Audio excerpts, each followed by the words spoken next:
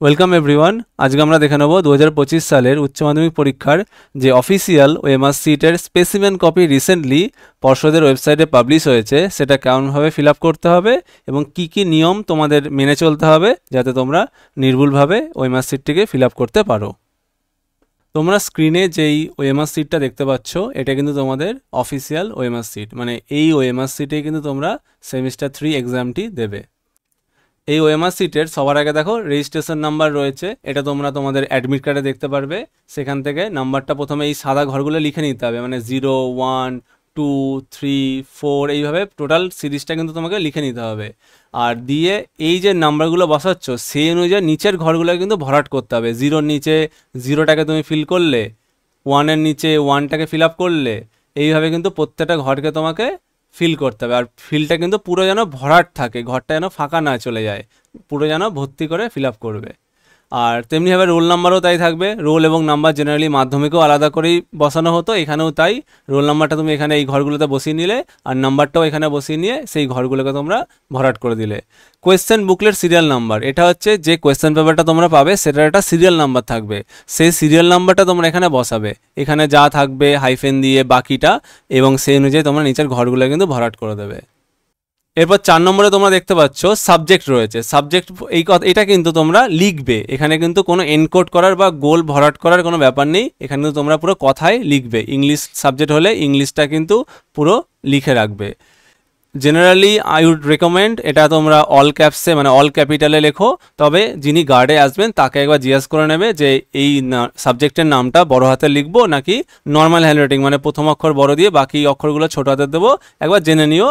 Next আছে এই 5 নম্বরটা, এখানে কিন্তু সিগনেচার করতে বলা হচ্ছে ক্যান্ডিডেট, মানে এখানে তুমি তোমার সই করবে। এখানে কিন্তু অল ক্যাপিটাল মানে পুরো বড় হাতে লিখে দেবে না, তুমি যেরমভাবে লেখো বা সই করো সেরমভাবে করবে, মানে প্রথম অক্ষর বড় হাতের, প্রথম অক্ষরটা বড় দিয়ে বাকি অক্ষরগুলো কিন্তু নর্মাল হ্যান্ডরাইটিংয়ে মানে নর্মাল তুমি যেরম লেখো সেরমভাবে কিন্তু পুরোটা সই করবে।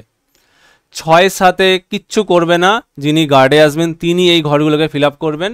তারপর তোমরা ঢুকে যাবে 8 নম্বর ঘরটাতে। 8 নম্বর হচ্ছে তোমাদের প্রশ্ন উত্তরের ঘর, তোমরা যেরকম কোয়েশ্চেন পেপার পাবে সেই অনুযায়ী তোমরা ঘরগুলোকে এবার ফিল আপ করবে। যেটার উত্তর হবে সেটাই কিন্তু পুরোপুরিভাবে কিন্তু ঘরটাকে ভরাট করতে হবে।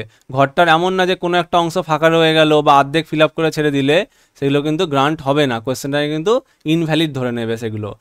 ওএমআর সিটটার পেছন দিকটা মানে পেজ নাম্বার 2তে তোমরা ইনস্ট্রাকশনগুলো পাবে, পরীক্ষার হলে বসে অবশ্যই একবার পড়ে নিও। বেসিক্যালি এখানে কি রয়েছে, প্রথম পয়েন্টটা বলছে যে তোমাকে ওএমআর সিটটা নীল বা কালো কালির বল পয়েন্ট পেন ইউজ করতে হবে। বল পয়েন্ট পেন মানে হচ্ছে একদম ডট পেন, ওই জেল কালি বা নিপ পেনের কালি কিন্তু চলবে না, আর কালি হতে হবে নীল বা কালো। আর সেকেন্ড পয়েন্টটা কি বলছে যে 1 থেকে 5 পর্যন্ত যে এন্ট্রিগুলো করতে হবে সেগুলো তোমাকে রেজিস্ট্রেশন নাম্বার, রোল নাম্বার এগুলো সব তোমাকে ঠিকভাবে ফিল আপ করতে হবে। যদি কোনো ভুল হয় বা তুমি ধরো রেজিস্ট্রেশন নাম্বারটা ভুল বসিয়ে দিলে, রোল নাম্বারটা ভুল বসিয়ে দিলে, তাহলে কিন্তু ওএমআর সিটটির মূল্যায়ন হবে না, মানে পরীক্ষা ক্যান্সেল হয়ে যেতে পারে কিন্তু। আর 6 এবং 7 সেটা তো ইনভিজিলেটর ফিল আপ করুন, ওখানে তোমার কিছু করার নেই। থার্ড পয়েন্টটা কি বলছে যে ওই প্রথম পাতার যে এটা কিন্তু 8 নম্বর পয়েন্ট, 8 নম্বর যে প্রশ্নের জায়গাগুলো রয়েছে 8 নম্বরে তোমাকে প্রশ্নের উত্তরগুলো করতে হবে, সেইগুলো তুমি ওগুলো ওখানে ফিল আপ করবে। 4 নম্বর পয়েন্টটা কি বলছে যে এখানে যে 4 নম্বরে যে ছিল, 4 নম্বরে কি ছিল, বিষয় বসানো মানে সাবজেক্ট বসানো, সেটা তোমাকে বসাতে হবে, সাবজেক্টটা ওখানে লিখতে হবে তোমাকে। 5 নম্বর পয়েন্টটা এখানে বলা হচ্ছে যে যে বৃত্তটি তোমরা মানে ফিল আপ করবে, গোল করবে, সেটা কিন্তু সম্পূর্ণরূপে গাঢ় এবং ভরাট করতে হবে। ওই আর্ধেক করে ছেড়ে দিলে সেরকম করলে কিন্তু হবে না, এবং পেনের কালি যেন বাইরে না বেরিয়ে যায়, মানে গোলটার থেকে যেন বাইরে কালি না বেরিয়ে যায়, যতটা সম্ভব মেনটেন করবে। একদম যে গোল একটুখানি গোল আছে তোমরা একদম ভরাট করতে করতে পুরো একদম বিশাল বড় করে দিলে এখানে কিন্তু হবে না, গোলটা যেটা থাকবে সেটা মোটামুটি সেই সার্কেলটাকে ধরেই তোমরা ফিল আপ করবে কিন্তু।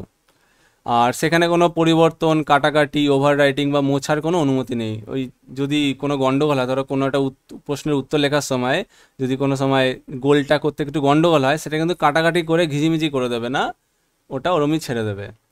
এখানে একটা এক্সাম্পলও দিয়ে দিয়েছে 6 নম্বর পয়েন্টটাতে যে কিভাবে তোমরা এই গোলটা পাকাবে। সঠিক অ্যাপ্রোচটা হচ্ছে গিয়ে একদম প্রপার ঘরটাকে গোল করে দেওয়া, এরমভাবে কাটা চিহ্ন বা রাইট চিহ্ন এগুলো কিন্তু চলবে না। ঘরটাকে অর্ধেক ফিল করে দিলে তাহলেও কিন্তু চলবে না, ভুল হয়ে যাবে। আর অনেকের প্রশ্ন থাকে না যে একটা প্রশ্নের উত্তর আমি ভুল করে ধরো বি করে দিয়েছি, উত্তরটা হতো ডি, তাহলে কি আমি বিটা কেটে ডি করে দেবো? সেটা কিন্তু গ্রান্ট হবে না। যদি একটা প্রশ্নের উত্তরে যদি মাল্টিপল গোল করা থাকে তাহলে কিন্তু কোশ্চেনটাই কিন্তু উত্তরটা কিন্তু ভুল হয়ে যাবে, সেটা কিন্তু তুমি নাম্বার পাবে না। 7 নম্বর পয়েন্টটা বলছে যে প্রত্যেক প্রশ্নের জন্য তুমি 1 নম্বর করে পাবে, ভুল হলে কোনো নাম্বার কাটা যাবে না, মানে নেগেটিভ মার্কিং নেই। 8 নম্বরে বলছে রাফ ওয়ার্ক যে করবে, রাফ ওয়ার্কটার জন্য তোমাকে কিন্তু কোয়েশ্চেন পেপারেই, প্রশ্ন পুস্তিকায় বা কোয়েশ্চেন বুকলেটের মধ্যে জায়গা দেওয়া হবে। তুমি যে কোয়েশ্চেন পেপারটা পাবে সেখানেই কিন্তু রাফ ওয়ার্কের জায়গা থাকবে এবং তোমাকে সেখানে রাফ ওয়ার্ক করতে হবে। এমন না যে তুমি এই ওএমআর সিটের ওপর রাফ ওয়ার্ক তো একদমই করবে না, বা ওএমআর সিটে কোনো দাগাবেও না। 9 নম্বর পয়েন্টে ওটাই বলা রয়েছে যে ওএমআরটা কোনোভাবে ভাঁজ বা ক্ষতিগ্রস্ত করলে চলবে না। আর ওএমআর পত্রে, উত্তরপত্রে কোনো স্থানে দাগ দেওয়া চলবে না, যে কোনো সময় কোনো রাফ ওয়ার্ক করতে করতে দেখলে ওএমআর সিটের পাশটা ফাঁকা রয়েছে, সঙ্গে সঙ্গে এখানে কিছু একটা করতে শুরু করলে সেটা কিন্তু হবে না। ওএমআর সিটটা পুরো নিট অ্যান্ড ক্লিন তোমাকে রাখতে হবে। যেখানে তোমাকে গোল পাকাতে বলছে সেখানে গোল পাকাবে, যেখানে লিখতে বলা হয়েছে সেখানে লিখবে, এর বাইরে কিন্তু আর কিচ্ছু না। 10 নম্বর বলছে ওএমআর পত্রটি ইনভিজিলেটরকে অবশ্যই জমা দিতে হবে, মানে অবভিয়াসলি তোমার যে আনসার সিটটা, মানে ওএমআর পেপারটাই তোমার আনসার সিট, এটাকে তুমি জমা দিয়ে চলে যাবে। আর পরীক্ষার যে কোয়েশ্চেন পেপারটা সেটা কিন্তু তুমি বাড়ি নিয়ে আসতে পারবে। 11 নম্বর পয়েন্টটা বলছে মানে তোমাদের তো 40টা কোয়েশ্চেন দেওয়া থাকবে ওএমআরে, সবার জন্য এটাই থাকবে। এবার যারা সায়েন্স থেকে আছো তারা কিন্তু 35টা কোয়েশ্চেনে উত্তর করবে, মানে বাকি যে 5টা কোয়েশ্চেন এই তোমার ওএমআর সিটে রয়েছে সেগুলো তোমরা হাত দেবে না, ওগুলো কিন্তু ফাঁকাই রেখে দেবে। আর 12 নম্বর পয়েন্টে অবভিয়াসলি বলা রয়েছে যে এই নির্দেশগুলি যেগুলো রয়েছে সেগুলি পালন বা মান্য না করলে ওএমআর পত্রটি বাতিল হিসাবে গণ্য হবে, মানে তোমার পরীক্ষা কিন্তু ক্যান্সেল হয়ে যেতে পারে। যে তুমি রেজিস্ট্রেশন নাম্বার ভুল বসালে, রোল নাম্বার ভুল বসালে, এগুলো কিন্তু একদমই করা যাবে না। ঠান্ডা মাথায় খুবই আস্তে আস্তে এগুলো সব ফিল আপ করো। যদি কোনো অসুবিধা হয় যিনি গার্ডে থাকবেন তাকে জিজ্ঞাসা করো, কোনো ধরনের তাড়াহুড়ো কিন্তু পরীক্ষায় করবে না।